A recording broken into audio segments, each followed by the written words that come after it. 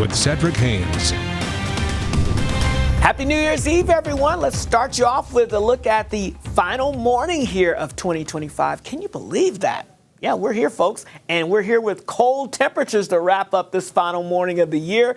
Unlike most of the year when it's been so mild, but we've had this stretch of chilly temperatures out there. A lot of teens and low 20s across the map here this morning. So another morning where even though these temperatures are a degree or two warmer than where they were the past couple of mornings, you're still going to have to bundle up because it's going to be pretty cold when you step outside. Now, we have high pressure sliding off to our south and east. That's getting us that return flow out of the south. So that's going to pump in warmer temperatures. But here's the deal. We've got that inversion still across northern Utah. So we're going to get the inversion flip that's going to take place. So you head up to places like Park City. High temperatures will likely be in the upper 40s for highs. You head down into the valleys like in Salt Lake City. We're going to struggle to hit about 40 degrees. Amazing how that works. That's why they call it an inversion.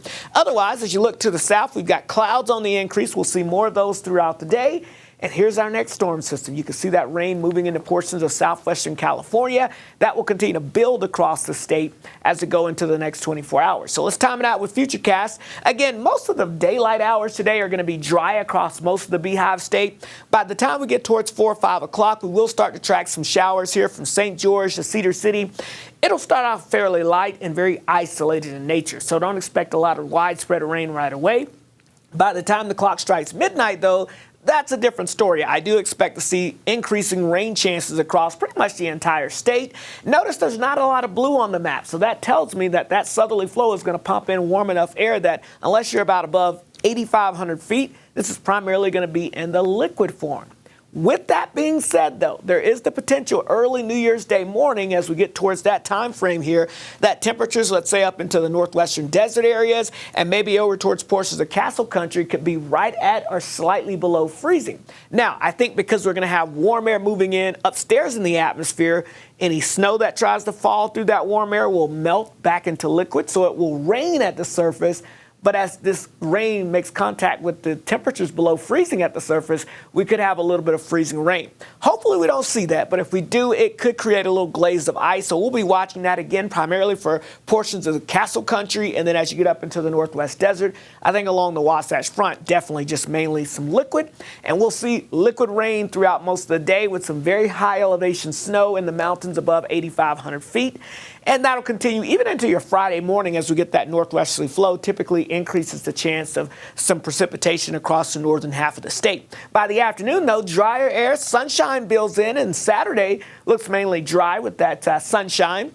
Saturday night into Sunday, our next wave of moisture moves our way, and we'll keep an eye on that. But in terms of the freezing rain potential, again, primarily highlighting the northwestern desert areas, and then as you get down towards portions of Castle Country, back down towards places outside of Escalante, that's where we could see, again, a little bit of freezing rain. It looks to be fairly light, but again, we'll watch it just in case.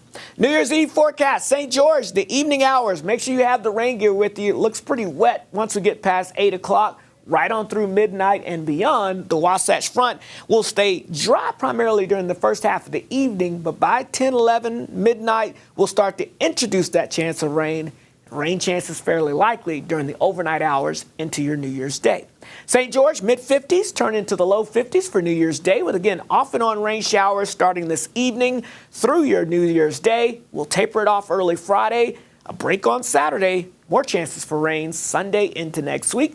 The Wasatch Front, I've got us only around 40 with that inversion today. We'll be in the mid-40s for your New Year's Day, off and on rain showers through early Friday morning, a break heading into your Saturday, and then more chances of rain Sunday into Monday. All right, let's get a check on your traffic as we get you out the door this morning. Watching an accident that has occurred here at 700 East and 4500 South in the Murray area. Obviously, this accident here has a couple of the lanes here. Even though the accident itself is off to the side of the road, you can see emergency crews are blocking a lane or two of this traffic. So if your travels take you in the Murray area and you typically ride along 700 East, 4500 South, be aware of that. Otherwise, as we look at places like Point of the Mountain, you'll be able to see here traffic is looking pretty good this morning. We'll keep you updated on your traffic and weather, but for now, let's get you back over to Alyssa. Thank you.